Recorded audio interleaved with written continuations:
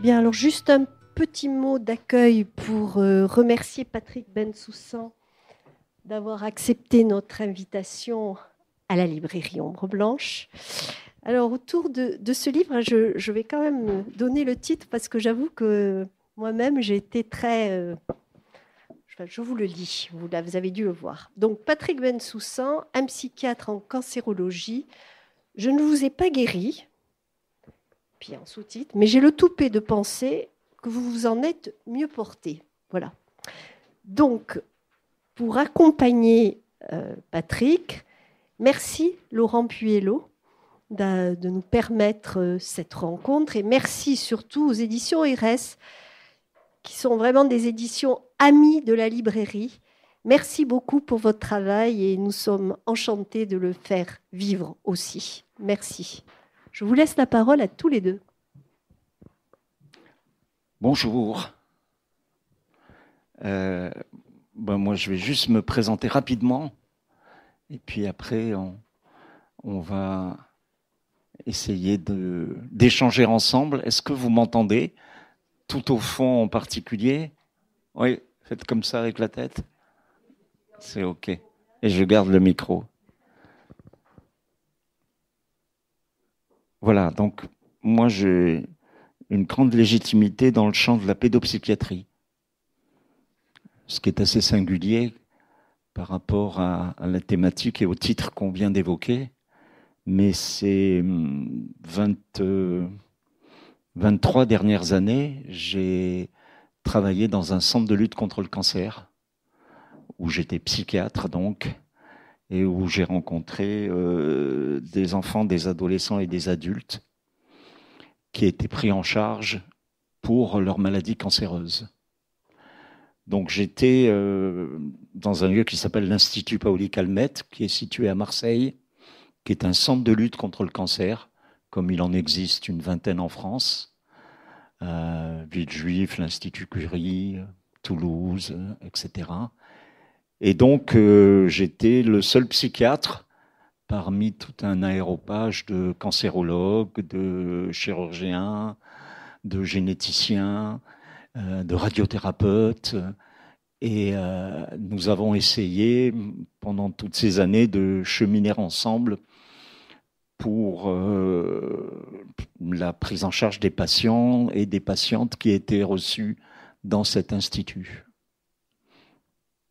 Moi, je suis arrivé à la fois à Marseille et en cancérologie de façon très singulière, puisque j'ai eu toute une première vie, à peu près autant, 20 ou 25 ans, où j'ai travaillé en maternité, néonatologie et pédiatrie, et donc dans le champ de la pédopsychiatrie. Et puis, en arrivant à Marseille, en 2000, j'ai vacillé dans un autre univers et je me suis retrouvé donc auprès de patients, des patientes atteintes de maladies cancéreuses. Ça m'avait fait faire un espèce de pas de géant là, dans cet entre-deux qui est si particulier, qui peut sembler si lointain, les temps du début de la vie et les temps de la maladie, du corps exposé, de la souffrance. Et puis, tout compte fait, j'ai pensé avec le temps qu'il y avait des liens parfois fort singuliers et improbables qui se tissaient entre ces différents espaces, mais peut-être qu'on pourra en parler si vous le souhaitez. Et puis, je crois que ce qui est important aussi, c'est les effets de rencontre. Alors, le champ de la cancérologie, dans son obédience psy, entre guillemets, il y a tout un espace qui s'est beaucoup développé avec les années, en particulier à partir des États-Unis et du travail autour de cette idée de ce qu'on appelle aujourd'hui la psycho-oncologie, qui serait une spécificité de la psychologie adaptée donc aux patients atteints de maladies cancéreuses. Et donc ce champ disciplinaire s'est beaucoup développé et un petit peu un ersatz de psychologie de la santé avec un projet d'adaptation, pour le dire vite, du malade au réel de sa maladie. Moi, je suis d'emblée que j'étais pas du tout un psycho-oncologue, que je serais incapable de faire ce métier-là, et que ça ne m'intéressait pas de travailler à adapter les patients à leur maladie. J'avais plutôt l'assurance que la maladie vient totalement désadapter la vie et le sujet et la famille, et qu'il faut être plutôt attentif à cette réalité-là, plutôt que d'essayer de faire en sorte que les patients puissent bénéficier du traitement adéquat au moment adéquat et dans le cadre adéquat qui avait été fixé par les équipes, les médecins et les protocoles. Donc j'ai eu toujours un lien un peu particulier avec, entre guillemets, mes malades, et peut-être quelque chose de l'ordre d'un engagement, en tout cas, qui me tenait beaucoup à cœur, et c'est pour ça que j'ai évoqué dans ce sous-titre-là cette idée que le toupet de penser que peut-être ces rencontres-là ont pu leur être bénéfiques. Et le « je ne vous ai pas guéri », c'est une caricature d'honnêteté, parce que je n'ai guéri aucun de mes patients. J'ai même eu un métier où j'ai perdu énormément de mes patients. Je crois que c'est d'ailleurs une des disciplines psy qui est incroyablement particulière en cette dynamique-là. Quand vous êtes psy, vous avez un rapport à la temporalité qui est très particulier. Vous avez l'impression que le temps va durer tout le temps. Et moi, j'ai eu tout un cursus psychanalytique, et je suis plutôt à penser autour de cette façon d'entrevoir les choses et les liens et les gens. Et je me suis souvenu d'une fois où, ça remonte, hein, je suis allé voir mon psychanalyste dans une séance habituelle. J'ai monté les 3 étages, et en arrivant devant la porte de mon psychanalyste, il y avait un petit bout de papier où il y avait écrit qu'il était absent ce jour-là. Et j'ai encore ce souvenir de ce moment-là, quoi. Parce que dans ma tête, c'était pas possible que mon psychanalyste ne puisse pas être là constamment, à l'horaire prévu, et sans scier, et sans qu'il y ait une seule modification possible. Ça m'a rappelé que quelques années auparavant, une fois, on était à La Réunion avec mes enfants, et dans un supermarché, mon tout petit a rencontré son institutrice. Et il était complètement ébahi, perplexe, abasourdi, parce que l'institutrice était dans le supermarché où on allait, alors que pour lui, elle était à l'école. Elle sortait pas de l'école, jour, matin, soir, enfin... C'était pas possible de pouvoir la rencontrer ailleurs que dans ce lieu-là. Eh bien, cette idée-là avec mon psychanalyste, ça a été un peu pareil. Je me suis dit, mais il peut pas ne pas être là, quoi. Et moi, en cancéro, j'ai passé mon temps à ne plus avoir devant moi les patients que j'avais suivis quelques jours ou quelques mois auparavant. Et je crois que ça transforme, mais de façon totalement incroyable, une pratique, et j'oserais même une personne. Donc moi je suis médecin, chirurgien. Je suis très spécialisé en cancérologie, puisque j'opère quasiment que des patientes qui ont eu un cancer, que ce soit du sein, je vous passe les détails. C'est vrai que ça fait des années que je travaille dans ce secteur, et quand on m'a proposé de commenter, de discuter sur ce livre, bien sûr ça m'intéresse beaucoup, parce que c'était intéressant de discuter de l'interface entre les chirurgiens, qui est un groupe à part, et les psychologues, qui font maintenant partie de notre vie de chirurgien, puisque dans les services, l'INCa, c'est l'Institut national du cancer, a imposé la présence, on va dire, des psychologues dans nos réunions, dans notre vie de chirurgien cancérologue. Donc sur votre livre, en fait, j'ai un avis qui va être très partagé, parce qu'en fait, je l'ai lu 3 fois, et j'ai fait 3 lectures. La première, et chaque lecture va déboucher sur des questions, bien sûr. La première, c'est une lecture qui est un peu polémique. C'est-à-dire, c'est la lecture, sans être discourtois, de chirurgiens avec qui je travaille depuis des années, qui me disent oh, alors toi, t'es psy, hein, t'es vraiment psycho. Oh là là, t'es toujours constamment avec la psychologue du service. Mais qu'est-ce que vous racontez? Vraiment, est-ce que ça sert vraiment à quelque chose? L'INCa nous a imposé d'avoir des psychologues, mais bon, il y a toujours un petit point d'exclamation et un sourire. Là, c'est la même lecture que l'administratif. Car maintenant, dans ma vie de chirurgien, je fais face à des administratifs. Et l'administratif, il est lui aussi en train de dire, bon, la psychologue, alors il va falloir nous faire une fiche de poste, Monsieur Puello, parce que vous êtes un peu psy là. Donc, mais la fiche de poste, c'est important parce que nous, on ne sait pas trop à quoi ça sert. Donc, on m'a demandé d'abord de recruter la première psychologue. Bon, je trouvais ça plaisant, mais bon, un peu quand même casse-gueule parce qu'elle ne savait pas gérer des conflits, donc elle a été licenciée. La deuxième a tenu 6 mois, mais manifestement, ça n'allait pas. Et heureusement, maintenant, depuis des années, nous avons 2 psychologues qui ont eu du mal à trouver leur place parce qu'ils n'avaient pas de fiche de poste au départ et qui naviguent un tout petit peu au gré de l'administration pour avoir un rôle.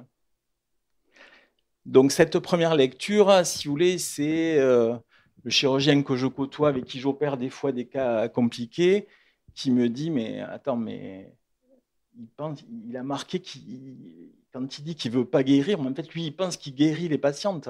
Le toupet, mais ça il a un toupet. Attends, mais à quoi ça sert son travail? Ensuite, si on développe au gré des histoires que vous racontez, c'est vrai que je le vois très bien me dire, mais il parle que de lui, ses émotions. Alors, à un moment donné, il est convoqué par le chef de service qui lui dit qu'il ne va pas très bien. En fait, il est amoureux, mais c'est quoi ce truc, quoi? Où on est, moi, je suis un chirurgien, je tranche, j'agis, oui, je guéris. Bon.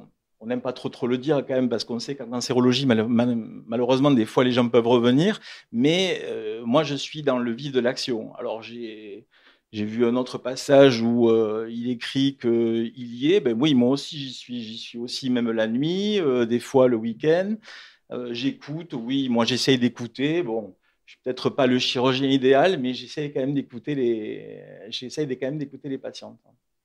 Donc, cette première lecture, pour moi, elle débouche sur, en fait, à quoi sert le psychologue dans un travail, dans un service de cancérologie. C'est vrai que quand l'INCa nous a dit ça serait bien d'instaurer un protocole one-shot avec les psychologues, le one-shot, je connaissais ça sur des opérations en fiscalité où on fait un one-shot, on achète et on revend. Avec la psychologue, je ne voyais pas trop. On l'a quand même mis en place, mais c'est vrai, c'était du grain à moudre pour ce type, entre guillemets, de chirurgien, avec qui quand même je m'entends bien, hein, mais qui ont dit, mais c'est n'importe quoi, c'est n'importe quoi. La question aussi, elle est sur votre dernière page, où, si vous voulez, mon collègue chirurgien, quand il voit que vous marquez que vous n'êtes pas un mage, vous n'êtes pas un voyant extralucide, pour lui, il me dit, mais c'est un mage, un voyant extralucide, on n'a rien compris à ce qu'il faisait, et on aurait bien aimé quand même qu'il nous explique, même si quelque part, il n'a pas forcément trop envie de savoir comment ça se passe. Donc, il y a une forme quand même de résistance de ces 2 corps, on va dire, de professionnels. Certains chirurgiens, même oncologues, hein, je mets un peu tout dans le même, on va dire, le côté médical et l'administratif par rapport au travail que vous faites. Donc l'idée, c'était essayer, pour la première lecture, de répondre à un point, de leur dire à quoi ça sert. Il y a quelques années de ça, on avait organisé un colloque à Marseille où il y avait des médecins qui venaient évoquer leur travail au quotidien et puis et des psys. Et je me souviens qu'à la fin d'une des interventions, il y a une des psychologues, en particulier on parlait de dynamique autour de questions de sexualité. Donc il y avait des chirurgiens gynécos, des oncologues qui avaient un certain discours sur la prise en charge de ces patients, la sexualité, la qualité de vie après la prise en charge, et les thérapeutiques, etc. Et puis des psychologues qui intervenaient aussi autour de ces questions-là. Et à la fin des tables rondes, une des psychologues qui était intervenue était venue vers moi et m'avait dit ah ben c'est génial parce que j'ai l'impression qu'on parle la même langue.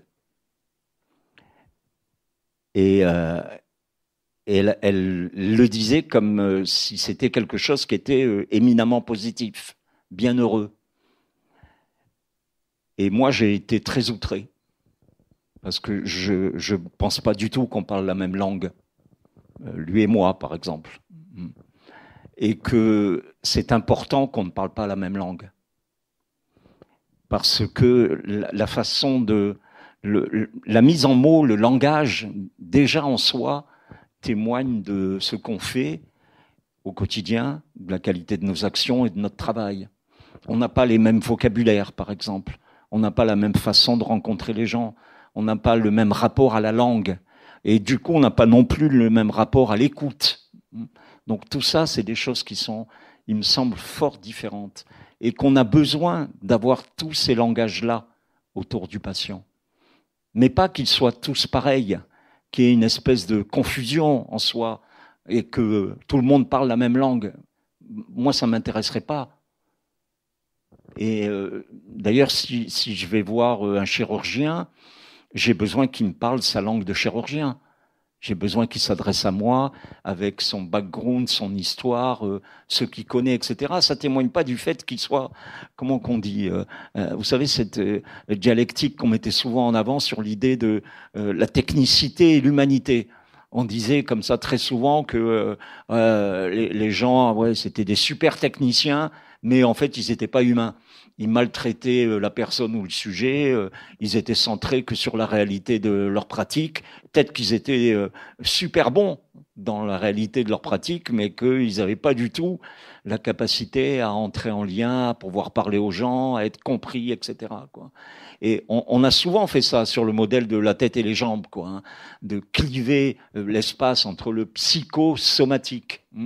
Donc d'un côté le psy et de l'autre côté le soma, quoi. Donc il y a des somaticiens qui s'occupent du corps et puis des psychistes qui s'occupent de ce qui se passe dans la tête des gens, quoi. Et du coup les psychistes, ils ignorent totalement que les patients qu'ils ont en face d'eux, ils ont un corps. Et alors moi c'était très redoutable parce que c'est impossible quand on travaille en cancéro d'ignorer le corps des patients. C'est totalement impossible parce que le réel même de toutes nos séances est pris en compte par cette réalité-là.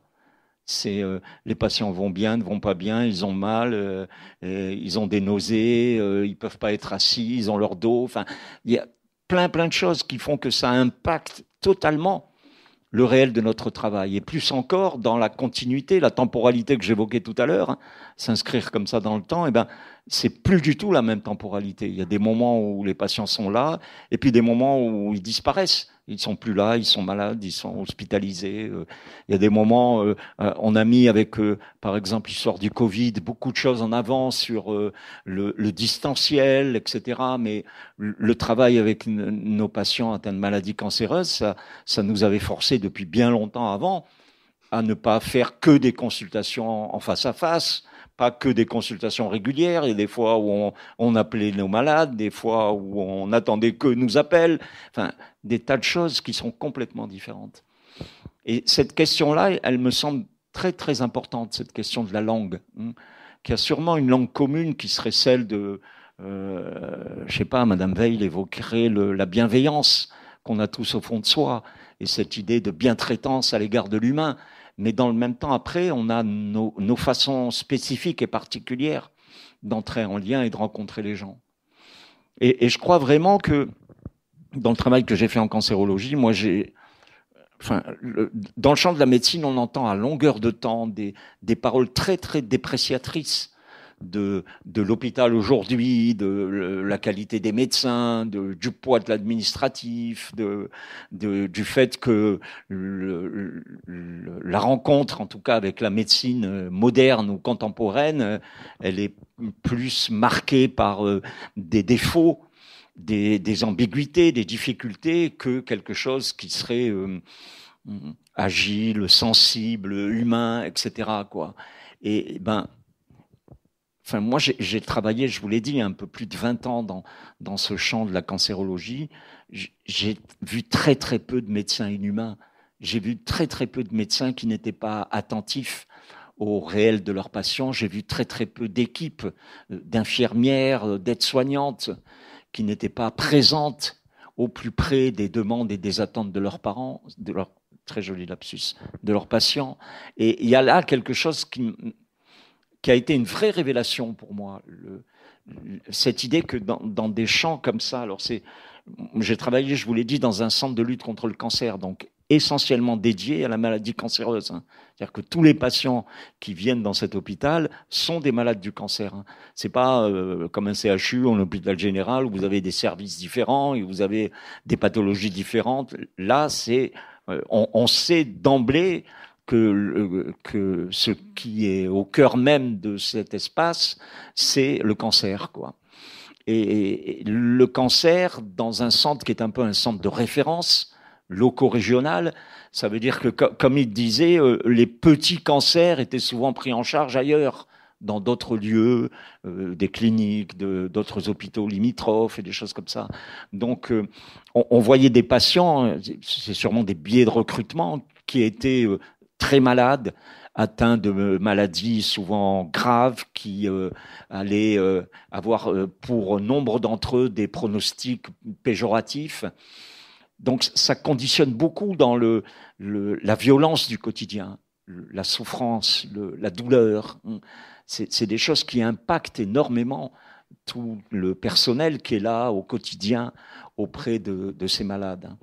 Et donc, du coup, j'ai souvent pensé que la place du psychologue, du psychiatre, dans ces lieux-là, avait à la fois une fonction institutionnelle, c'est-à-dire qu'une fonction qui ne concernait pas tant le malade dans sa personne en soi que l'institution, le lieu même dans lequel il exerçait. Et d'ailleurs, j'étais très attentif à cette dimension-là. C'est-à-dire que j'avais tout un travail qu'on pourrait imaginer un travail de consultation libérale, pour faire vite, avec certains de mes patients dans mon bureau de consultation. Mais à côté de ça, il y avait aussi toute une dimension qui ne concernait plus le réel singulier de ce patient ou de cette patiente, mais qui concernait le travail dans l'hôpital. Comment est-ce que les gens se parlaient, se rencontraient, ne se parlaient pas. Vous savez, les grands éléments qu'on retrouve quand même en cancéro, c'est les troubles de la communication. À longueur de temps, les patients renvoient cette idée-là, quoi.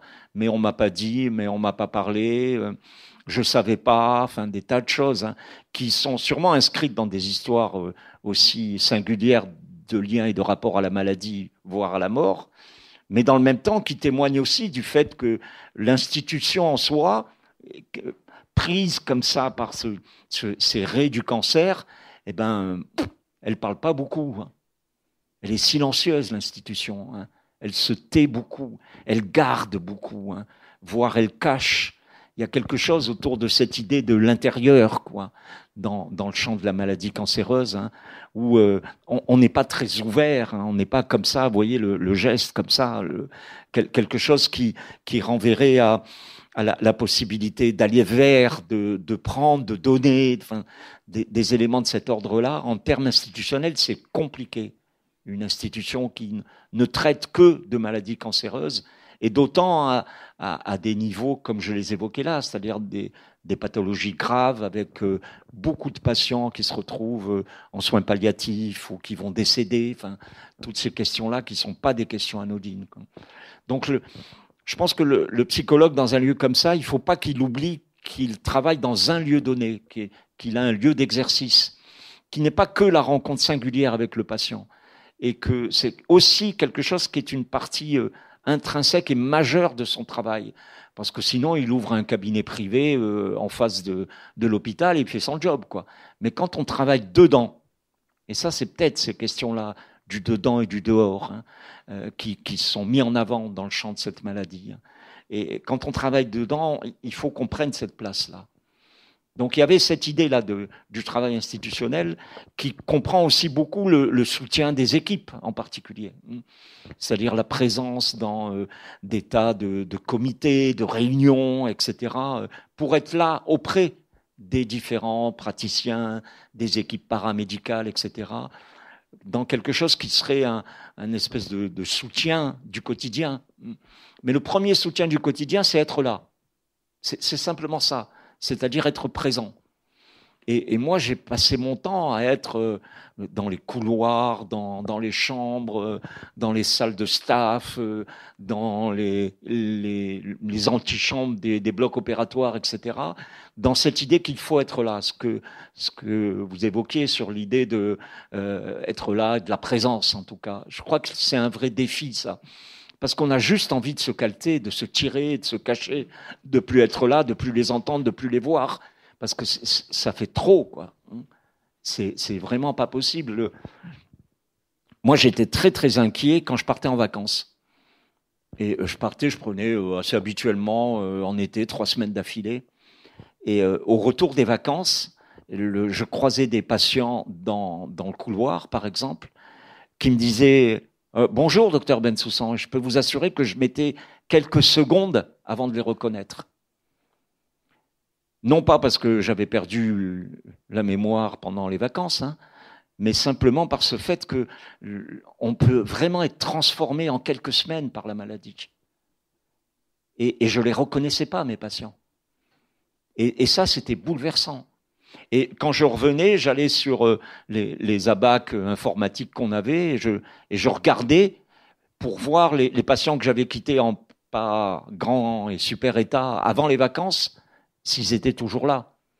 Et le premier jour du retour, c'était un jour assez terrible comme ça, hein, où je me retrouvais un peu perdu et où je me demandais, mais qu'est-ce que tu fous là, quoi, pour reprendre cette question qu'on évoquait. Donc il y a cette idée aussi d'être avec, d'être présent, d'être là. Quand je travaillais avec l'équipe de psychologues, là, puisque j'avais en responsabilité une équipe de 6 ou 7 psychologues, une des fonctions premières que je leur demandais, c'était d'être présent dans les services. C'était d'être là, d'être présent physiquement, charnellement, auprès des équipes, auprès des patients, d'être reconnu, d'être vu, hein, que les gens qui travaillaient, eh ben, ils savaient, voilà, le psycho, la psychologue, ils sont là. Donc c'est pas simplement on est dans notre bureau, dans notre bâtiment de consultation et on reçoit la demande. Non, ça m'intéresse pas. Si on travaille dans des lieux comme ça, il faut y être. Donc peut-être que voilà, ça c'est un ou deux des exemples qui étaient évoqués. On n'y est assurément pas de la même façon que le médecin ou que le chirurgien. Bien sûr, ça c'est normal. Mais il faut y être. Alors, ma deuxième lecture, c'est ma lecture. Alors ma lecture avec on va dire mon parcours personnel. Donc moi j'ai toujours été, dès que j'ai commencé ce métier de chirurgien, j'ai d'abord été fasciné par un de mes patrons. Il en faut. Je suis très très content d'avoir été fasciné par un de mes patrons parce qu'il y en a eu quelques-uns avant où lesquels j'étais pas du tout fasciné. Et avec ce patron, j'ai découvert la consultation parce que quand vous êtes interne des hôpitaux, vous êtes dans les blocs opératoires du matin au soir. Et en fait, les patients, vous discutez pas trop avec eux parce qu'ils dorment et vous êtes focalisé sur la technique opératoire, la nouvelle technique qui va permettre de pouvoir réaliser telle ou telle intervention, la fierté d'y avoir participé ou quand on vous laisse faire, de l'avoir faite. Le but d'un interne, c'est d'opérer. Et j'adorais aller aux consultations avec mon patron, aux consultations d'annonce, notamment pour voir la réaction des patients, mais surtout le comportement de ce patron que j'adorais. Ça a été déjà une révélation pour moi. La deuxième, c'est que c'est difficile de faire sans son hérédité. Et sans être Obélix, parce que je ne pense pas être si gros, je suis quand même un peu tombé dans la marmite en étant petit, puisque mon père est un peu comme vous, en fait. Je ne sais pas si on peut le dire, mais pédopsychiatre, psychanalyste et psychiatre. Et donc, je pense que ça aide quand même à s'ouvrir à ce type de comportement. En tout cas, ça ouvre l'esprit, quoi. Donc, c'est vrai que cette lecture, la deuxième lecture, là, j'ai retrouvé plein de points communs, notamment au niveau de tout ce que vous entendez. Et j'ai cru que c'était moi qui le disais quand j'explique à ces patientes, eh ben voilà, il va y avoir une bataille, une stratégie, il va y avoir des campagnes, et la chimiothérapie et la radiothérapie. Je m'y suis retrouvé. Je me suis retrouvé, quand vous dites le parler doux, je fais très attention à l'intonation, à faire des pauses. Alors, ça peut paraître quelque chose qui est un peu académique, mais l'annonce, en fait, vous adaptez à tous les patients. Donc, ce qui va marcher pour des patients, ça veut dire qu'on va réussir à avoir une relation médecin-patiente qui va faire qu'on va pouvoir avancer ensemble. Ça peut aussi très bien ne pas marcher, et il faut accepter que ça puisse ne pas marcher. Donc, c'est vrai que les mots doux de l'annonce, je les ai retrouvés. Le mot guérir, c'est vrai que on est un tout petit peu perturbé en tant que chirurgien parce que on n'aime pas trop dire le mot guérir, notamment dans les cancers du sein, parce qu'on sait très bien que ça peut revenir. Alors on trouve la parade. Moi, j'ai une formation j'ai une volonté particulière, c'est que j'opère les patientes, mais je veux pas faire comme le protocole one shot. Je veux pas ne plus les voir après. C'est-à-dire que je les suis pendant 5 ans. Parce qu'on dit que c'est dans les 5 premières années où il peut arriver quelque chose. Alors, ça me fait passer de consultations un peu très, très compliquées où il faut annoncer des choses vraiment très difficiles, la mammectomie par exemple, et des consultations où on est dans un suivi, où la dame a fait sa mammographie, tout s'est bien passé, on souffle et on souffle presque tous les deux. Et ça me permet d'avoir eu affaire à ce mot guérir, où au bout de 5 ans, quand une dame me dit bon, bah, écoutez, là maintenant c'est la dernière visite, parce que je les préviens une année à l'avance, je voulais vous remercier parce que quand même, je suis content, je suis guéri ou autre. C'est vrai que maintenant, avec l'âge, je laisse dire le mot guérir. Je ne dis pas que je les ai guéris quand même, je dis on s'y est mis à plusieurs pour vous guérir, mais je veux qu'elles partent avec quand même quelque chose de positif, et parce qu'il y a quand même, c'est une maladie qui se guérit bien, il y en a plein qui ne reviennent pas quand même. Ensuite, ce qui m'a plu aussi dans vos histoires, et ça, j'y ai pas très été habitué dans mon exercice, c'est le fait, comme vous dites, de se mouiller, de raconter vos émotions. Ça, pour moi, c'est quand même une nouveauté. Alors, est-ce que c'est par rapport aux personnes avec qui j'ai travaillé, qui étaient quand même plutôt hermétiques à toute émotion, comme une protection, notamment les psychiatres avec qui j'ai travaillé à la maternité. Notamment, vous voyez, on avait fait un essai avec la revue En Pente de chez RS aussi, c'était l'intitulé, c'était Mort en institution. Et j'étais chargé un peu de récolter les différents témoignages des morts que nous avons à la maternité, c'est donc souvent des morts fétales in utero, que vous connaissez puisque vous avez travaillé en maternité. Donc j'avais, moi, raconté 3 histoires de chirurgiens, de mes collègues, du vécu très très compliqué de ces pathologies-là. J'avais une sage-femme qui avait raconté son vécu aussi, qui était très émouvant. Et le psychologue nous avait un peu pris de haut, puisque lui avait tout chapeauté, mais sans aucune émotion. Ça m'avait quand même un peu troublé. Donc, quand j'ai vu que vous aviez des émotions, ça m'a fait plaisir. Et puis, quand vous parlez aussi de se mouiller un tout petit peu avec les patients, c'est vrai qu'on a la sensation dans ces consultations qui peuvent être très compliquées, qu'il y a une ligne blanche et qu'il ne faut pas la franchir, mais que des fois, ça fait du bien de la franchir. Donc, bien sûr, c'est avec tact, avec parcimonie, mais je vis ça, moi, assez régulièrement. Après, il y a des points où on n'a pas du tout en commun, mais ça, c'est bien, on est différents. Et notamment un pour lequel j'ai été amené à lire un autre de vos articles sur l'amour. Et quand vous dites « j'ai aimé tous mes patients », on va dire que le chirurgien de la première lecture, il dirait, bon, il est parti à la retraite, il a tendance à tout voir en bleu, là, il a aimé tous ses patients, voilà, mais moi, là, ça, c'est pas possible. On ne peut pas aimer tous ses patients. Alors, ça doit être un amour un tout petit peu particulier, que peut-être vous allez m'expliquer, mais c'est vrai que moi, je travaille souvent avec mes associés et mes collègues cancérologues, et des fois, ça nous fait du bien de dire, mais elle, je ne peux pas la supporter. Quand elle arrive, c'est pas possible, mais on va quand même, on va y être, comme vous dites, et on va faire le job, comme vous dites aussi. Mais souvent, ça nous fait quand même beaucoup de bien d'arriver à dire les choses, même si c'est pas tout est beau, tout est bien. Ça m'a un peu perturbé que vous aimiez tous vos patients. Vous parlez pas trop du corps médical, euh, alors que vous le côtoyez. Alors après, je suis d'accord, hein, vous êtes là pour les patients, mais je trouve, moi, qu'on ne s'occupe pas trop des médecins dans ces services. Vous avez rencontré la difficulté. Les médecins, on n'a aucune formation. Du coup, on est un peu hermétique, il y en a beaucoup qui le sont. Et c'est vrai qu'il y a quand même des fragilités qui apparaissent, souvent avec le temps. Sur le livre que j'ai écrit sur l'annonce, j'ai été étonné par le nombre de courriers de médecins, de collègues qui m'ont dit, mais moi, en fait, j'ai pas fait du tout ce métier que tu fais parce que moi, j'avais aucune envie d'annoncer. Je préfère traiter, mais annoncer, c'est pas possible. J'ai envie de me protéger. Donc, il y a quand même, je pense, un gros travail à faire sur les médecins. Mais les médecins, c'est quand même des professions assez narcissiques, donc c'est quand même un peu compliqué d'aller leur faire des réunions sur ça. C'est pas très bien vécu souvent.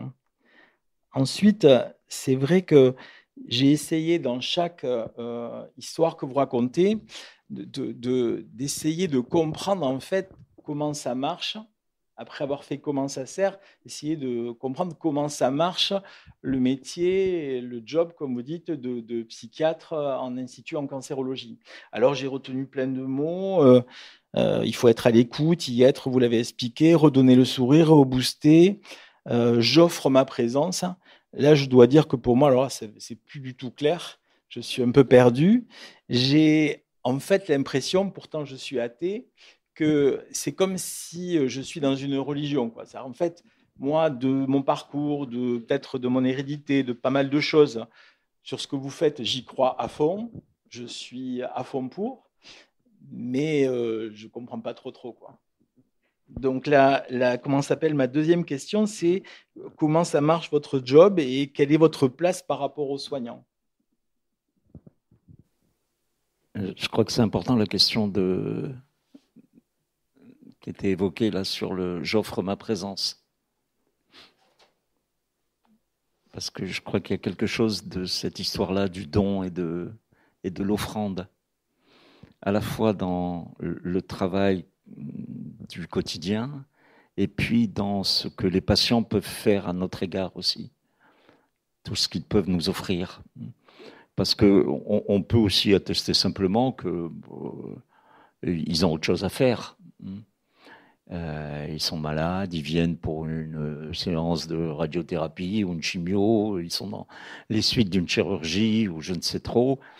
Et il y avait par exemple des moments où le BRV, c'était le bureau des rendez-vous, organisait les choses de telle manière que, en pensant le patient il vient à l'hôpital, donc il faut que tout soit réuni, là, résumé dans la même temporalité, quoi.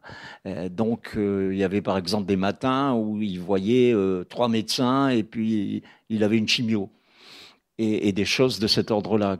Et souvent, les patients, ils disaient, alors au début, ils disaient, ah ben oui, puisque je suis sur place, eh ben, je vais voir le psy, quoi. Et au bout d'un certain temps, ils disaient, oh mais non, je reviendrai. Je ne vais pas le faire le même jour parce que il n'y a pas la même disponibilité dans leur tête ou dans leur façon d'être ou de penser. Et à l'inverse, quand eux, les patients étaient hospitalisés, par exemple, eh ben, on avait un rendez-vous, et ben, ils ne pouvaient pas être là, et ben, on allait les voir dans leur chambre.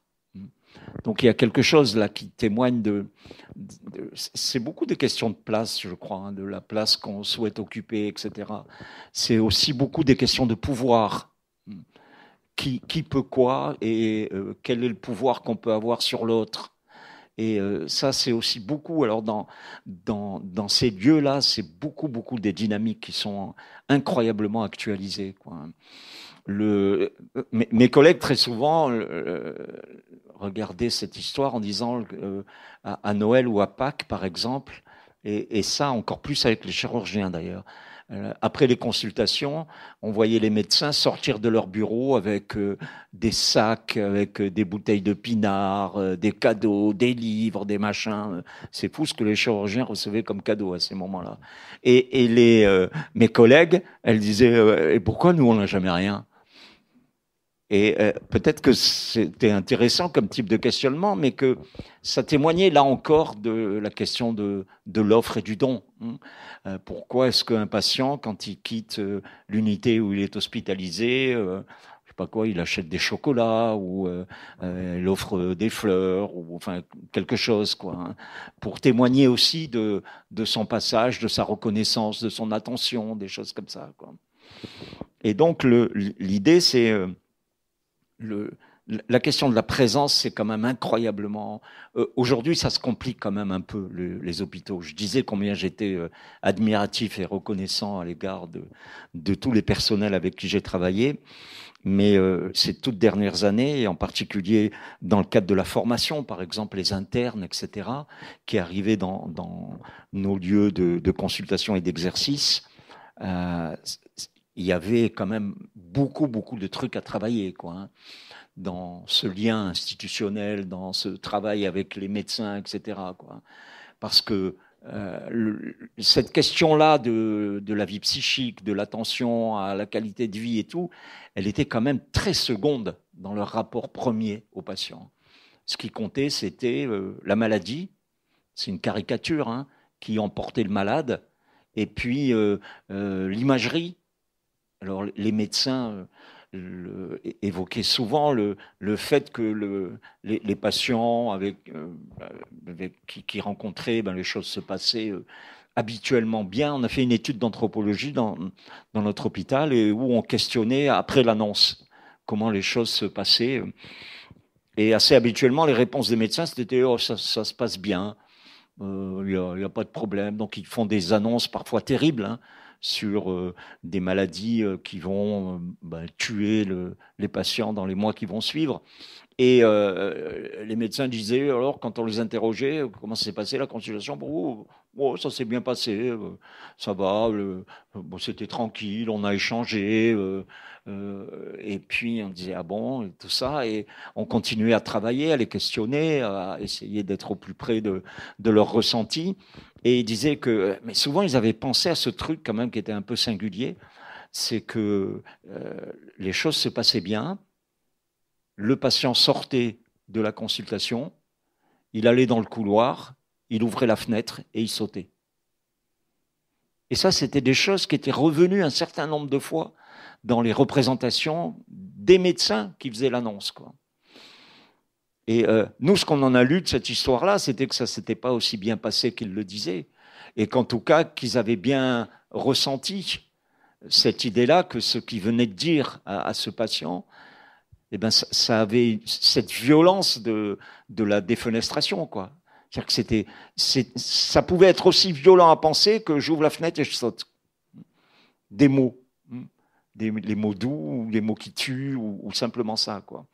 Et donc, on se rencontrait que quand même, ils étaient bien au fait du réel, de la violence, de ce qui se tramait là dans une consultation et de leurs propos, mais que bien entendu, ils avaient des tas de processus qui étaient de défense et de vie. Il y avait des médecins dans notre consultation qui voyaient 40 patients dans la demi-journée.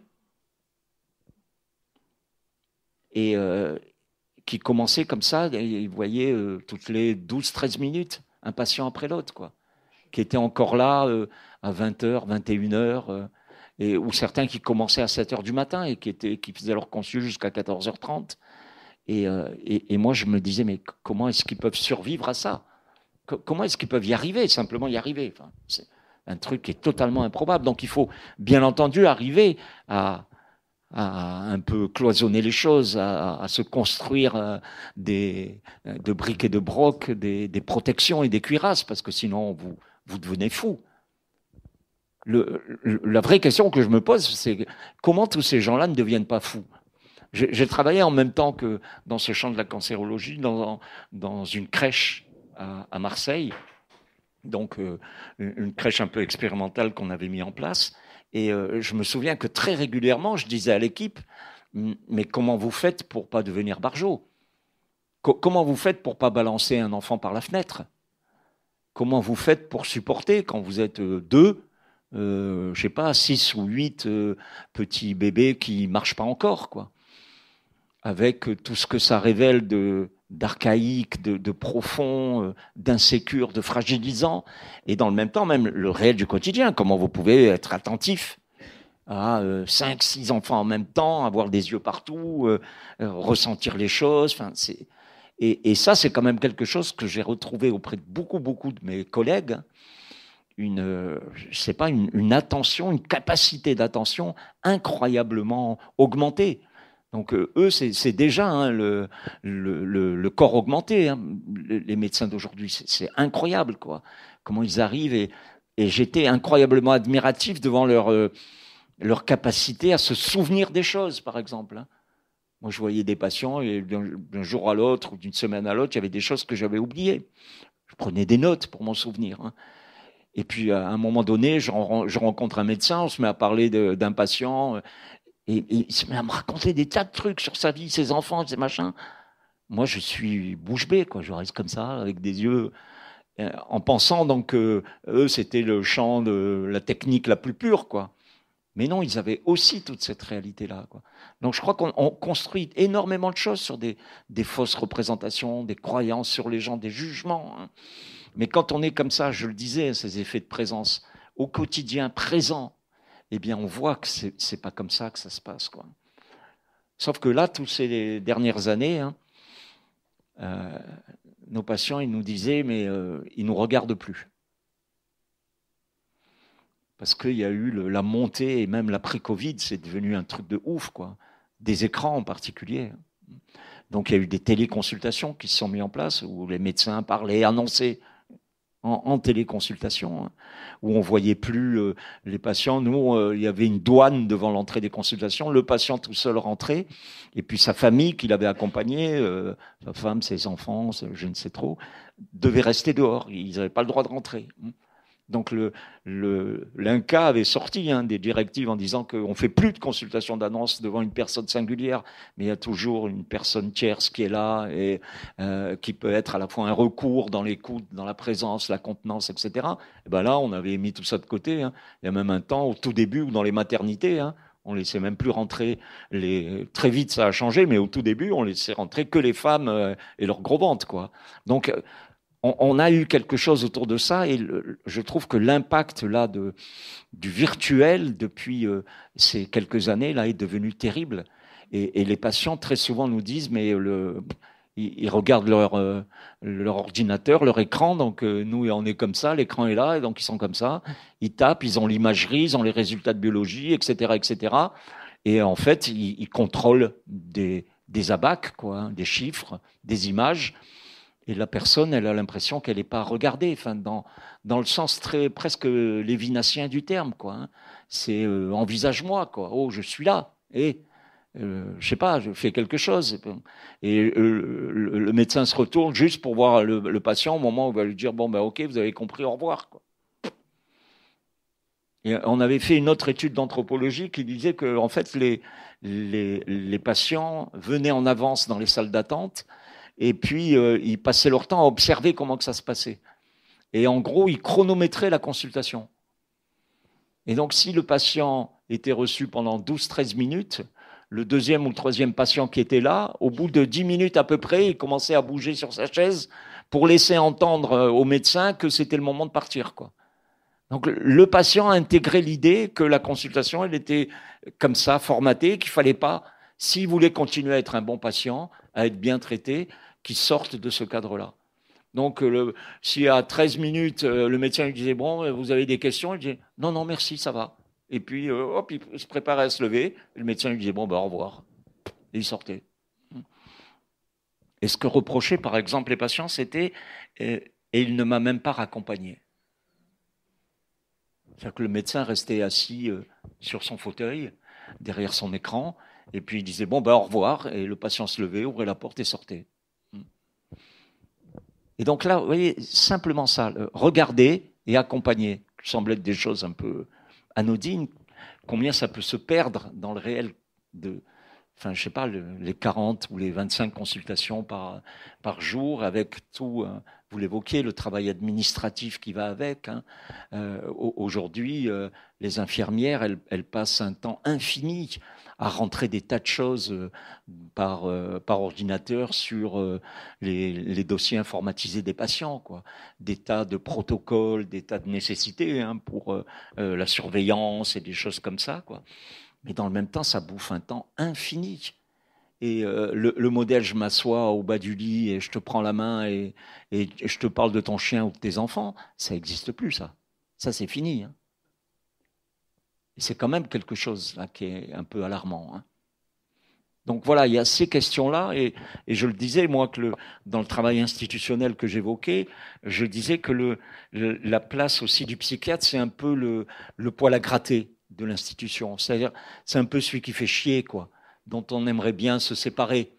C'est celui qui emmerde un peu les encoignures et qui fait en sorte qu'à la fois, il y ait de l'huile et que ça passe mieux, hein, que ça frotte pas trop, que ça gêne pas trop, mais qui, dans le même temps, sait sortir le poil à gratter au moment où ça va, quoi. Et à un moment, faut pas trop, passe-moi le beurre, quoi. Hein, c'est bon. Donc, c'est aussi un rôle un peu compliqué par rapport à ça. C'est-à-dire qu'il faut à la fois savoir être dans la douceur qui est évoquée, mais aussi faire face à la violence et en prendre sa part. Et moi, je me souviens que j'ai eu des mots difficiles avec, je sais pas, les directeurs, par exemple, de l'Institut, ou avec certains malades ou des trucs comme ça, en disant que il y avait des choses qu'on pouvait pas faire, quoi, que c'était pas possible, ou de piquer des espèces d'esclandres et de choses comme ça. Mais tout ça, ça n'avait de crédit et de légitimité qu'à cause de cet effet de présence que j'évoquais tout à l'heure. C'est-à-dire que tous savaient que nous étions là. Que nous étions là avec eux au quotidien, et que s'il y avait la moindre chose, ils pouvaient prendre leur téléphone ou biper, et qu'on était là. Et ça, je pense que dans un champ institutionnel, c'est un des aspects capitaux de nos missions. C'est-à-dire qu'il faut qu'on réponde à la demande qui, la plupart du temps, n'est pas la demande du patient en soi, mais très souvent la demande de ceux qui entourent le patient. Les médecins, les équipes médicales, la famille. Et donc, du coup, on avait une espèce de côté très proactif dans notre démarche. C'est-à-dire que, en gros, moi, j'ai toujours très maltraité la demande des patients. Je suis rentré dans des tas de chambres à l'hôpital où je me suis présenté, puis les gens ont dit oh, non, non, je n'ai rien à vous dire. Ben, moi, je prenais une chaise, je m'asseyais, je disais moi, j'ai des choses à vous dire. Hein. Et puis, je ne partais pas. Et puis, au bout de 10 minutes, ça y est, quoi. C'était quand est-ce que vous revenez ? Et je crois qu'il y a là quelque chose qui est capital aussi dans cette idée que le type de travail est foncièrement différent. Bon, ouf, je raccompagne mes patients. Il est sauvé. Je fais Il les regarde. Je fais pas d'annonce par téléconsultation et j'essaie de les regarder dans les yeux parce que je suis pas un très féru d'informatique, donc voilà. Je pense que on pourrait peut-être travailler ensemble. Alors, je me doutais qu'au comment ça marche, votre travail, il n'y aurait pas de réponse qui allait me satisfaire. Et ça rejoint ma troisième lecture, en fait. Ma troisième lecture, elle me plaît, en fait, parce qu'elle rejoint votre métier de pédopsychiatre. Alors, il existe une maladie en gynécologie où, en fait, c'est des patientes qui ont des douleurs au niveau gynécologique intenses et on définit en fait un endroit où si elle y a un contact, eh ben, ça va entraîner cette douleur et on appelle ce contact la zone gâchette. Bon, j'ai toujours trouvé ça, mais les dames le décrivent. J'ai une zone gâchette là, dès qu'on appuie là, j'ai des douleurs, c'est très très embêtant pour moi. Et alors, figurez-vous qu'à la dernière page de votre livre, cette dernière page, en fait, elle m'a beaucoup intrigué, où en fait, je n'ai pas lu les négations. Vous dites, je ne suis pas un mage, je ne suis pas un extra-lucide, je n'ai pas de pouvoir surnaturel. J'ai lu tout l'inverse, en fait. Comme j'avais pas d'explication sur le comment ça marche, pour moi, je me suis dit, ben, c'est un mage, et ça m'a replongé directement sur, en fait, quand j'étais enfant. Et quand j'étais enfant, une de mes problématiques, mais qui était quand même assez marquante, c'est que je ne comprenais pas le métier de mon père. Et donc, j'arrêtais pas de poser des questions, mais j'étais quand même très curieux. C'était le temps où il y avait les cabinets médicaux qui étaient dans la maison, mais en étant bien fermés, sectorisés, interdiction d'aller dans le bureau. On voyait pas trop les patients, mais on les voyait passer par la fenêtre. Et c'était quand même, pas passer par la fenêtre, c'est un lapsus. Je me mettais à la fenêtre, ils passaient pas par la fenêtre.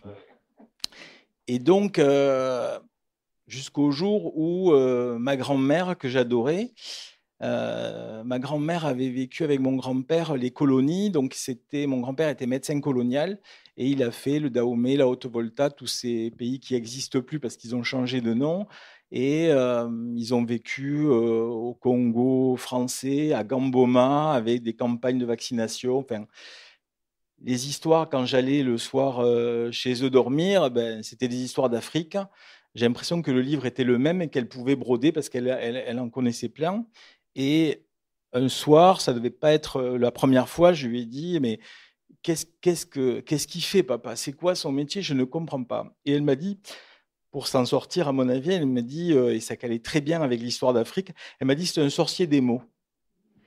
À partir de là, si vous voulez, ça a été quand même un peu compliqué pour un enfant de 10 ans, un sorcier des mots, où là, j'ai fait gaffe à ce que je disais, je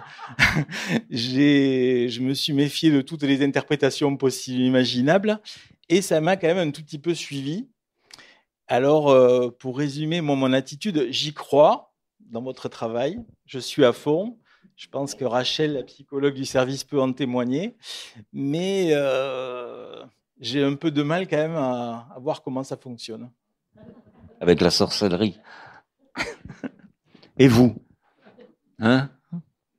Parce qu'on est là pour vous aussi, pour vous entendre, si vous avez des questions ou des commentaires. Et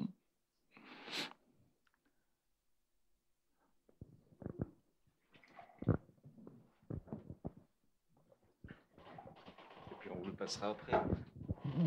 Alors, moi j'ai été très impressionné par votre propos et très proche de votre propos, alors que je n'ai absolument pas vos qualités, je ne suis pas médecin, bon, tout ce que je peux connaître, je n'arrive pas à votre cheville, mais c'est ma part de colibri, hein, on commence par là. Moi, à vous entendre, j'ai l'impression que je pourrais passer des heures à parler avec vous. Je ne sais pas si le plaisir serait réciproque et l'enrichissement également, mais moi, je serais très gagnant, très en phase avec vous.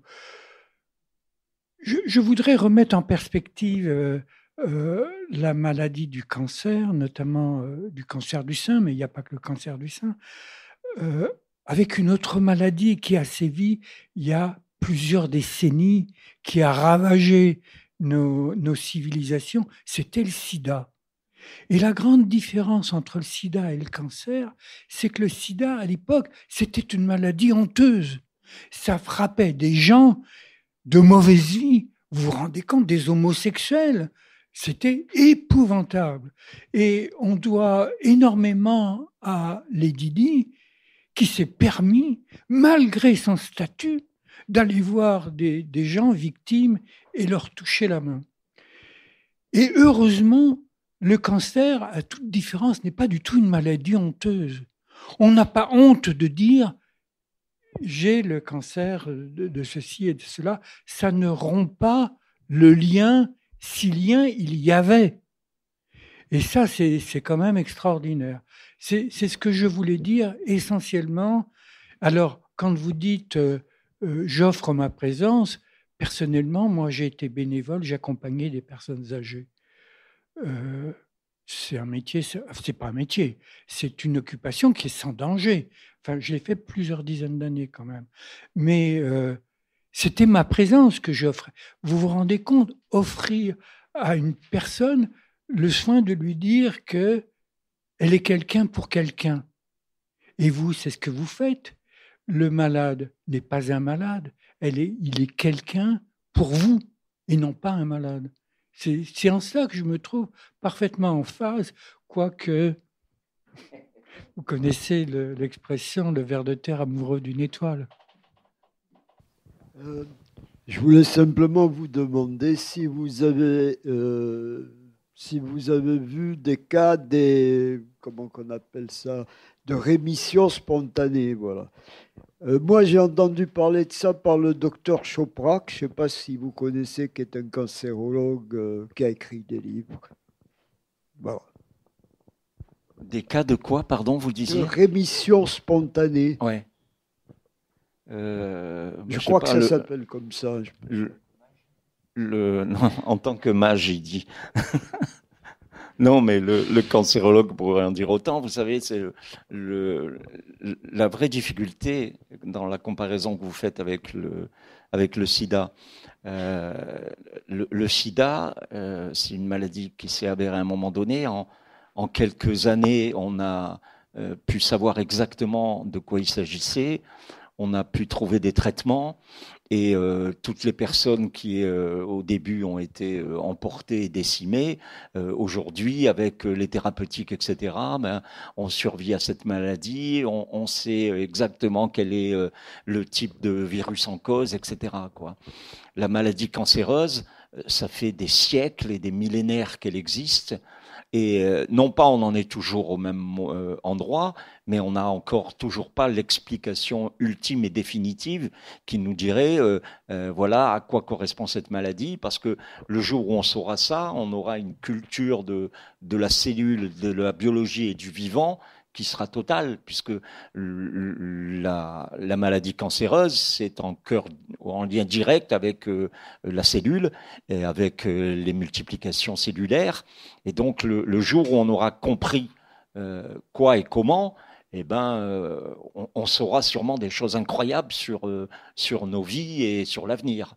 Donc aujourd'hui, on a pu trouver des réponses qui sont de plus en plus sophistiquées pour couper certaines voies d'action de ces cellules-là, mais on n'agit jamais pour empêcher le réel de cette advenue de cette cellule folle qui se multiplie, qui va dans tous les sens, etc., quoi.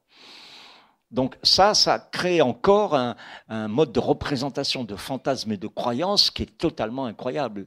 Cette maladie, par exemple, on parlait de la psycho-oncologie, c'est pas anodin, on n'a pas fait de la psychodermatologie, on n'a pas fait de la psychologie pulmonaire, on n'a pas fait... Il y a très peu de spécificité, de spécialité, où on a accolé le mot psychologie à une discipline médicale. Donc il y a quelque chose autour de la maladie cancéreuse qui est porteur de représentations, de croyances, de choses totalement incroyables au niveau profane, religieux, spirituel, tout ce que vous voudrez, quoi. Il y a là une littérature d'une profusion extrême sur les traitements qu'on peut recevoir, l'importance par exemple de la question du moral ou du combat qu'on voit incroyablement dans le champ de cette maladie-là, incroyablement développée. L'idée que 50%, on dit, voire plus de la guérison, c'est dans le moral qu'on l'aura, et que la psychogénèse de la maladie cancéreuse est très souvent convoquée. Et enfin, plein de choses comme ça qui témoignent simplement d'une chose, c'est de notre ignorance par rapport au réel de cette maladie, et du fait que, on est encore pauvre en savoir pour pouvoir avancer, documenter, etc., quoi. Et donc, du coup, on peut imaginer tout ce qu'on veut. Dans le même temps, c'est une histoire de cellules. Donc, il y a des tas de cellules qui, à un moment donné, sont parties en vrille dans notre corps et qui ont été contenues, bloquées, etc., par notre système immunitaire ou autre. Donc, on a peut-être tous, les uns et les autres, eu des mini-cancers qui ont débuté et puis qui ne se sont pas exprimés. Donc des rémissions spontanées, le corps humain en tout cas, ça, il doit en avoir tous les jours. Au niveau des cancers, des cellules comme ça qui débloquent et puis qui à un moment donné sont attaquées par d'autres et on arrive à s'en débrouiller. Et puis il y en a certaines qui font en sorte qu'on n'y arrive pas, quoi. Mais le modèle de la grotte de Lascaux et puis l'idée de Thérèse de Lisieux et puis non, c'est pas Lascaux en fait. Hein, vous voyez ce que je voulais dire ou pas? Vous me suivez pas? La grotte. Un peu de spiritualité. Non? Bon, vous allez trouver, j'imagine. Hein. Et puis, comment? Je pensais à Lourdes. Mais bon. Dans la préhistoire, les grottes, c'était des endroits initiatiques, des endroits d'initiation. Bien sûr. Au fond des grottes, il y avait un mystère. Bien sûr, mais peut-être qu'il a dans cette idée aussi que les psychiatres, les sorciers qui font ce job-là travaillent dans des grottes aussi d'une certaine façon, hein, et qu'il y a un côté enténébré de nos pratiques. Mais ça, c'est le réel qui est difficilement partageable. Hein. C'est vrai que pouvoir définir le réel même de nos actions, c'est compliqué.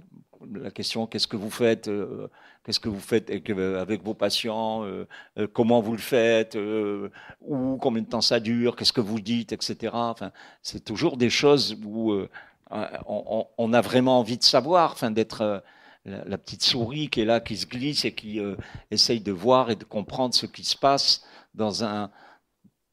il y a quelque chose de l'ordre. Je ne sais pas pourquoi on a besoin de garder cette idée-là de l'inconnu, de l'insu, de l'enténébré, qui fait advenir cette idée-là du magique, du surnaturel. Je crois que c'est beaucoup, beaucoup plus prosaïque que ça, le travail qu'on fait au quotidien.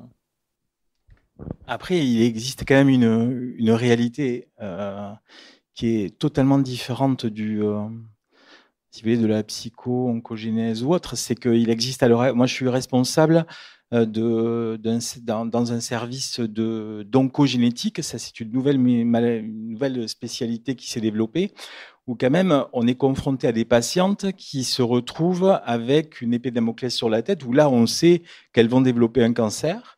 C'est des annonces aussi qui sont très très compliquées, des gens souvent qui sont allés faire cet examen pensant que c'était pour la recherche, un tout petit peu avec l'accord des oncogénéticiens qui veulent avoir beaucoup de cas, et nous on se retrouve à des consultations avec une jeune fille de 26 ans qui est porteuse du gène, vous avez tous dû entendre, ça s'appelle le gène, le BRCA, et auquel à l'heure actuelle les recommandations sont redoutables, quoi. Il faut annoncer à ces jeunes filles une ablation des seins avec une ablation des ovaires et des trompes à partir de l'âge de 40 ans. C'est-à-dire qu'on nous fait dire des choses mais atroces, quoi. Il faut dire à des gens qui ne sont pas ménopausés ou des fois qu'elles n'ont pas eu d'enfants qu'à partir de 40 ans, ça serait idéal quand même, si elles veulent éviter d'avoir un cancer de l'ovaire, d'avoir une ablation des trompes, enfin d'enlever leurs trompes et leurs ovaires. Donc à la fois, si vous voulez, il y a le côté... J'ai perdu mon chien d'un accident de voiture, ça a été atroce et j'ai fait un cancer 6 mois après. C'est ça, c'est sûr, docteur. Honnêtement, je n'insiste pas. Mais d'un autre côté, je vais avoir un cancer parce que je suis porteuse du gène, parce que dans ma famille, il y a 6 personnes qui ont eu le cancer du sein et qu'on m'a fait faire le test. Et on est dans des... où là, on sait.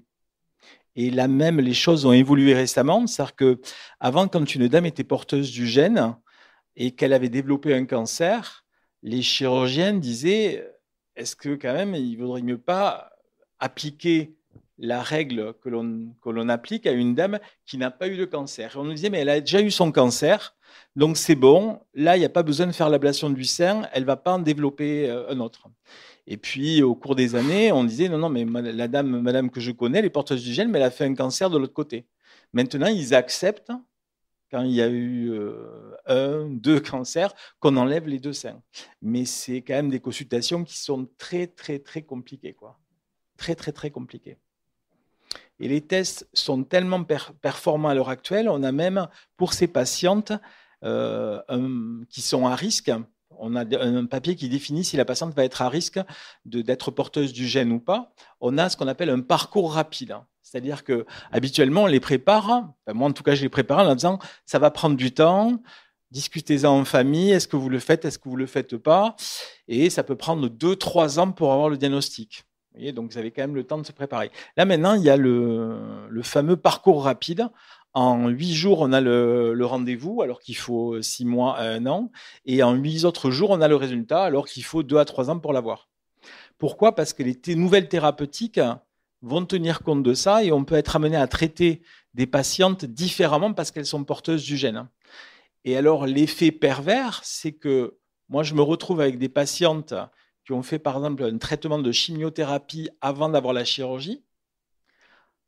Pendant ce traitement qui a duré 6 mois, on leur a fait le parcours rapide. Elles savent qu'elles sont porteuses du gène et jamais j'étais confronté à ces patientes qui demandent une ablation des 2 seins, une ablation des ovaires et des trompes, alors qu'on n'est pas du tout sur ça. Nous, on dit on veut traiter votre cancer. On verra après pour envisager d'éviter que ça revienne. Et ça, c'est un nouvel écueil qui arrive sur nos consultations. Et on n'est plus du tout dans mon chien est mort d'un accident de voiture il y a 6 mois et c'est à cause de ça que j'ai le cancer. Et c'est vraiment très très abrupt comme consultation. Voilà. Face à ce déterminisme génétique, et là je m'adresse au monsieur qui est chirurgien, dont j'ai oublié le nom, excusez-moi. Quelle part faites-vous à l'épigénétique ? Le cancer est-il considéré comme une maladie environnementale ? C'est-à-dire, est-ce qu'il n'y a pas une part à réserver à l'épigénétique ou est-ce que la génétique aujourd'hui est complètement déterminante ? Je sais qu'il y a des recherches actuelles qui s'intéressent beaucoup à l'épigénétique, c'est-à-dire à l'expression des gènes, comme vous le savez. Ma deuxième observation, c'est tout à l'heure quand vous avez dit à propos de M. Bensoussan, je ne comprends pas, ou à propos de votre père, comment il travaille. Est-ce que l'important, ce n'est pas le comment, mais c'est que ça marche finalement ? Et peu importe comment ça marche. J'ai conclu comme ça, hein. Et c'est une solution qui m'a très bien en fait. Mais j'ai conclu comme ça, effectivement.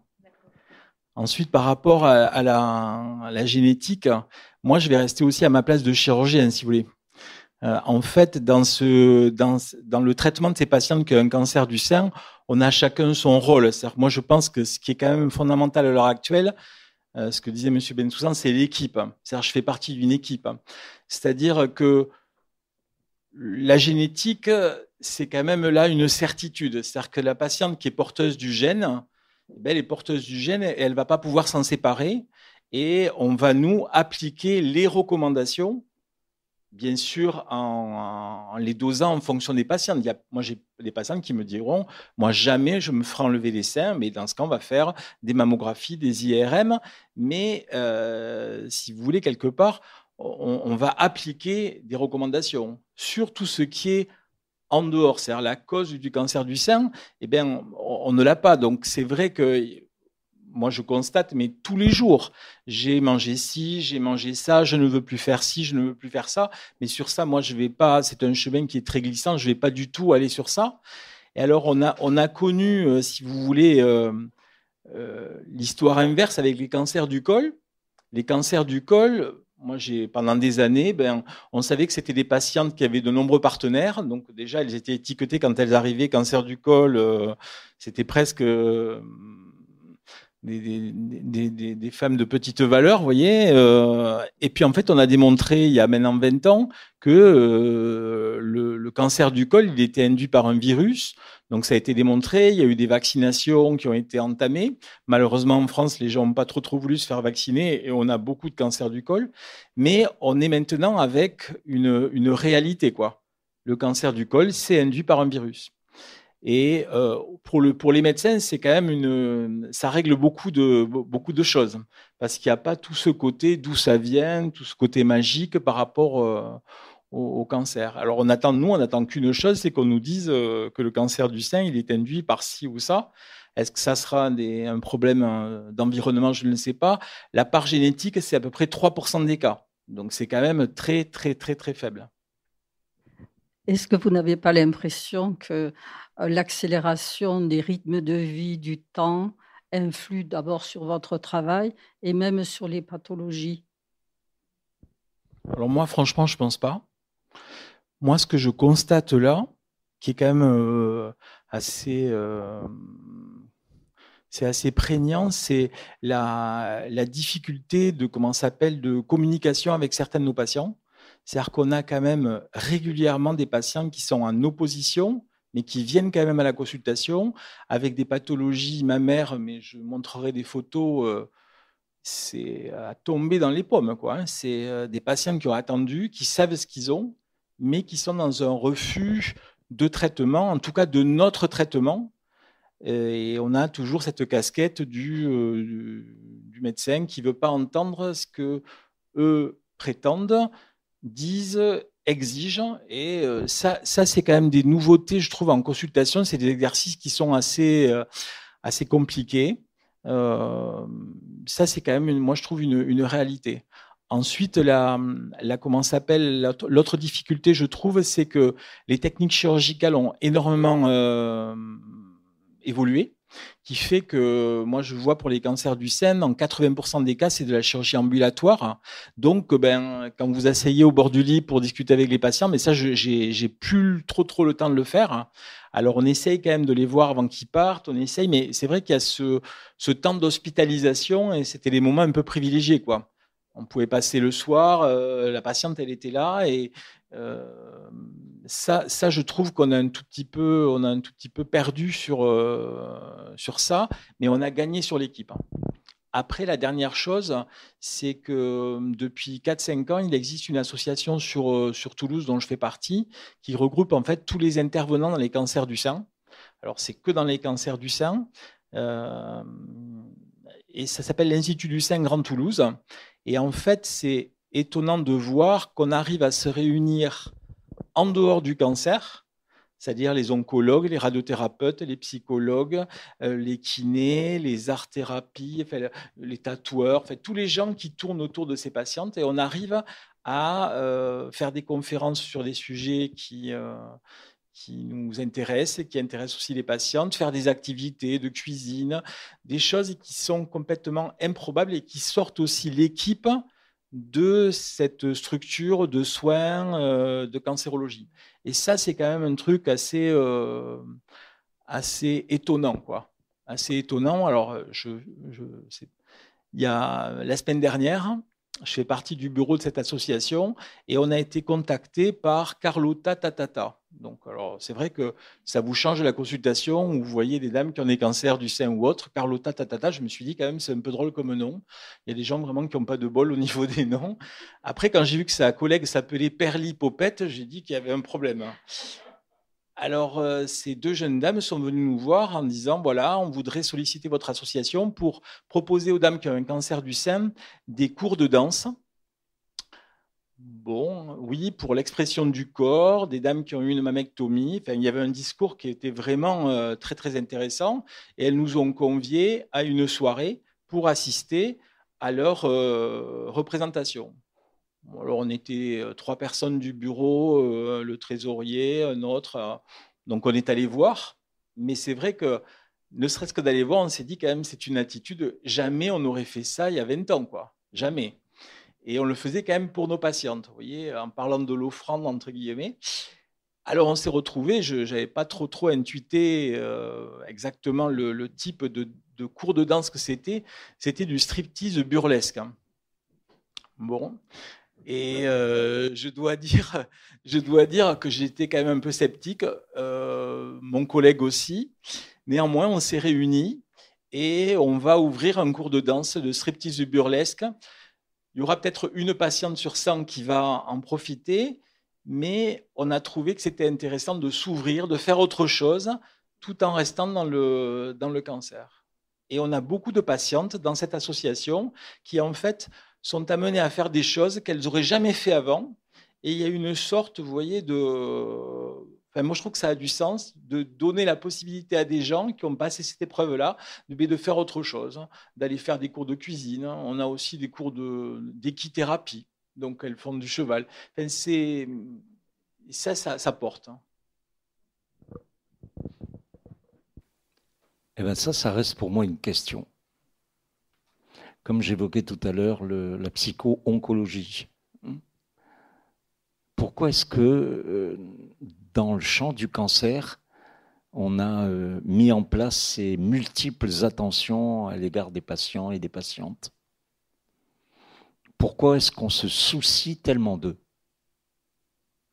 Pourquoi est-ce qu'on va jusqu'à leur proposer du pole dance ou de l'équithérapie ou je ne sais trop, c'est pas du pole dance ou je ne sais trop quoi encore. Enfin, en plus, ça a été statutairement défini.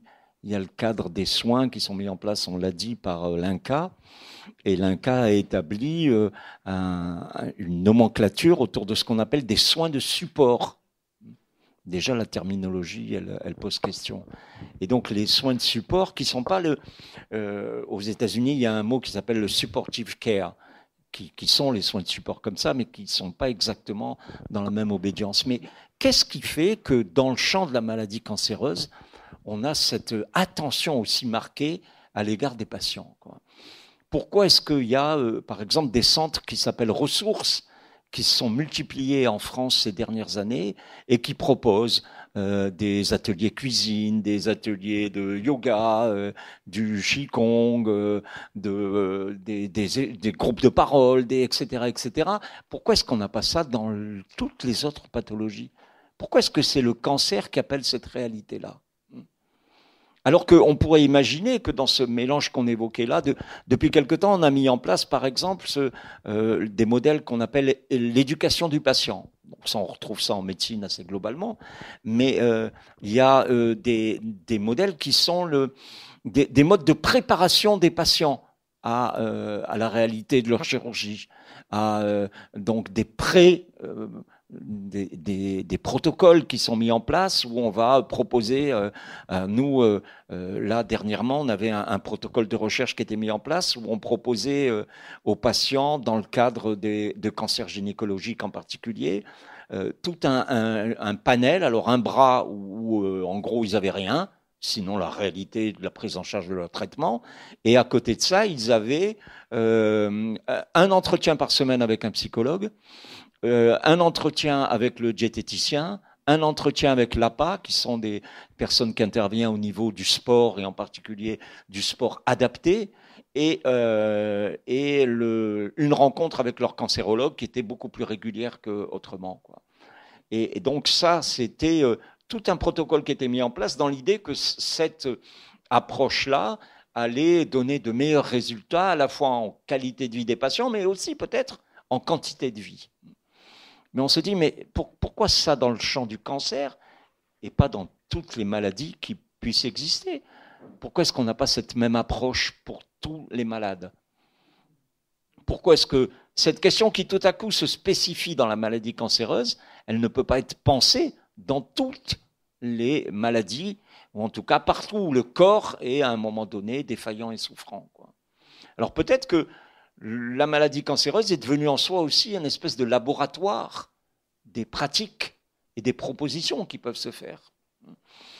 Mais dans le même temps aussi un drôle de moyen de stigmatiser les choses. Parce qu'on disait tout à l'heure le sida, la maladie honteuse, etc.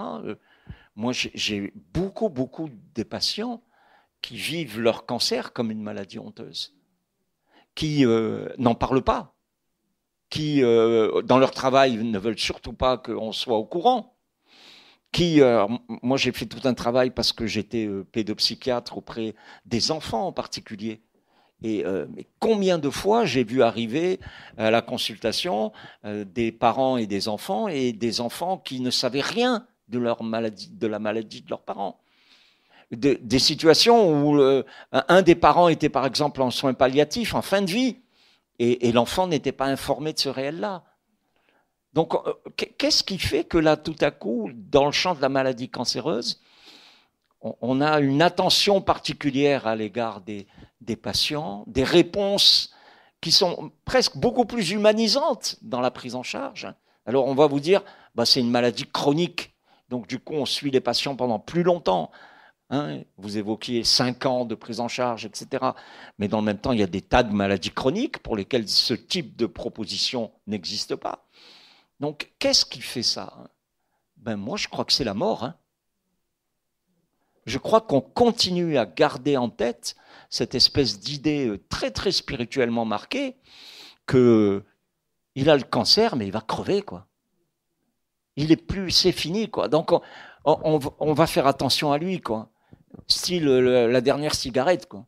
On va lui filer un cours de Qigong ou de pouvoir aller à l'atelier des grands chefs pour bouffer un petit gâteau. Mais qu'est-ce qu'on en a à branler de ça? Excusez-moi. C'est pas important en soi. L'attention qu'on pourrait porter aux patients et donc de promouvoir tout un ensemble de propositions pour tous les patients. Pourquoi que les malades du cancer? Pourquoi cette idée-là de spécifier un intérêt particulier? Ça, c'est un truc qui me déroute un peu. Et je crois que le jour où on s'arrêtera de traiter les malades du cancer comme des malades du cancer, peut-être que ça leur permettra quand même un peu de pouvoir évoluer. Regardez ce qui s'est passé. Il y a très peu de temps qu'on a pu avoir des protocoles avec les banques ou les assurances pour que on puisse penser que ça va, quoi. Moi, je repense à mes dernières patientes là, qui voulaient un enfant en particulier.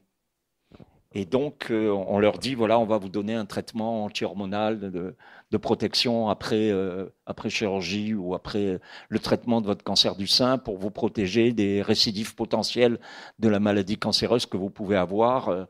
Au moins, alors au début, on disait, on donnait le traitement pendant 5 ans, et puis après, on a dit 10 ans, et maintenant, on dit peut-être ça sera à vie, etc., quoi. Et donc le traitement hormonal, c'est quand même aussi l'idée de ce que vous évoquez, c'est-à-dire la ménopause précoce, de tous les éléments qui tournent autour de ça. Et il y a des patientes qui disent moi je veux un enfant, j'en veux pas. Donc on leur dit mais non, mais vous prenez un risque, mais c'est pas possible, réfléchissez, et si fait et même vous avez un enfant, vous savez que vous avez des potentialités de récidive, et donc du coup en gros le pauvre orphelin que vous allez mettre au monde, mais ça veut dire qu'on est quand même encore incroyablement pris par une gangrène de représentations, d'idées reçues, de fausses assurances qui font que c'est difficile. Moi, j'ai beaucoup de mes patientes qui sont parties, par exemple, en Espagne pour pouvoir avoir des fécondations, parce qu'en France, on leur disait, mais non, mais mon Dieu, qu'est-ce que vous allez faire, quoi? Et on se rend compte que le désir d'enfant, parfois, est beaucoup, beaucoup plus fort que tout ce qui fait le réel de la maladie, les angoisses de mort, et peut-être que c'est d'ailleurs un moyen de résister à ces angoisses de mort-là, quoi. Mais ça, c'est moins une question, tiens, je vous l'adresse à vous, Qu'est-ce qui fait qu'il y a toutes ces spécificités autour de la maladie cancéreuse, mais même des CLCC, quoi, centres de lutte contre le cancer? Ça ne devrait pas exister, ce truc-là. Dernière intervention pour libérer l'équipe d'Ombre Je Blanche. pense qu'il y a... Merci. Et non. Je pense qu'il y a... Nous sommes dans une société où la solitude est terrible. Et que vivre un cancer seul, c'est difficile. Et le fait de pouvoir le partager avec une famille et de le partager avec d'autres permet à ce moment-là peut-être de se sentir le groupe à ce moment-là, à travers des médiations, mais le groupe de femmes qui ont des cancers et des familles aussi, ça permet de tenir et de pouvoir être ensemble. Je crois que dans la société dans laquelle on est, et on le retrouve dans d'autres, on le trouve dans les maladies mentales. Actuellement, les organisations de patients entre eux, malades mentaux, mais on le trouve pour le diabète, on le trouve pour des tas d'autres choses comme ça. Je crois que l'effet groupe, ne pas être seul et partager, me semble être aussi quelque chose de fondamental, et on le partage avec des médiations. Donc il me semble qu'il y a dans ce que vous dites, quelque chose qu'il faut atténuer peut-être par rapport au groupe actuellement global, qu'on voit dans des tas de choses comme ça. Donc ça serait là encore peut-être simplement que le cancer vient pointer une des spécificités culturelles et sociales du moment, quoi. C'est dans cette niche de notre époque, aujourd'hui, ici et maintenant. Et assurément, c'est pas vécu de la même façon dans d'autres cultures ou d'autres sociétés. Moi, j'avais toujours édifié, vous voyez, tous ces films qu'on voit où vous avez aux États-Unis ou au Québec, par exemple, des malades qui sont en chimiothérapie et qui sont dans des salles communes où ils parlent entre eux et puis ils se donnent rendez-vous et ils vont au barbecue le dimanche d'après et puis ils se racontent leur vie. L'un fait la bouffe pour l'autre, etc., etc. En France, vous êtes dans des lieux de chimiothérapie où ce qu'on demande, c'est des box isolés, chacun. Il y a une télé. Ou sinon, vous êtes dans des box à 3 ou 4 et chacun est derrière son journal ou son livre. Et là, il y a quelque chose peut-être qui dit aussi où on en est de nos sociétés, hein, mais qui ne parle pas tant de la réalité du cancer que de la réalité des sociétés dans lesquelles nous vivons aujourd'hui, quoi. Et ça me permet de vous remercier. Mais alors, très, très généreusement et chaleureusement, hein, de votre présence ce soir, parce que c'est quand même des thématiques qui sont difficiles, complexes, et se retrouver devant un chirurgien et un psychiatre à l'heure du pastis, chapeau. Merci à vous en tout cas. Merci Patrick, merci Laurent. Merci à Laurent. Et merci Ombre Blanche de nous avoir accueillis.